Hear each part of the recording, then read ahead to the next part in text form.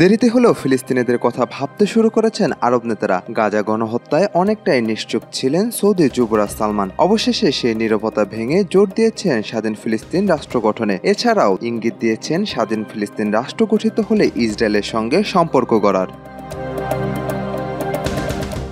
মোহাম্মদ বিন সালমান যুক্তরাষ্ট্রের president Donald ট্রাম্পকে জানিয়েছেন তারা দখলদার ইসরায়েলের সঙ্গে সম্পর্ক করতে আব্রাহাম চুক্তিতে যোগ দিতে রাজি আছেন, তবে এর আগে স্বাধীন ফিলিস্তিন রাষ্ট্র গঠনের পথ স্পষ্ট তৈরি করতে হবে। এছাড়া ইসরায়েলি ও ফিলিস্তিনিরা শান্তিপূর্ণ সহাবস্থানে থাকবে বলেও প্রত্যাশা ব্যক্ত করেন তিনি।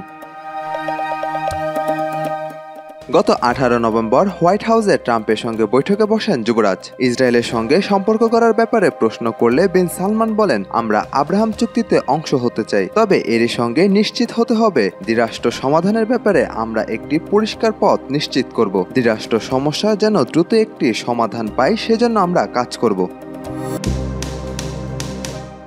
যুবরাজ উত্তর দেওয়ার সময় পাশ থেকে তখন ট্রাম্প বলেন, আমি এ ব্যাপারে প্রতিশ্রুতি শব্দটি ব্যবহার করতে চাই না, কিন্তু আব্রাহাম চুক্তি নিয়ে আমাদের বেশ ভালো আলোচনা হয়েছে। আমরা এক রাষ্ট্র দ্বিরাষ্ট্র নিয়ে আলোচনা করেছি, এ ব্যাপারে আমরা আরও আলোচনা করব। আব্রাহাম চুক্তির ব্যাপারে বিন সালমানের অনুভূতি বেশ ভালো।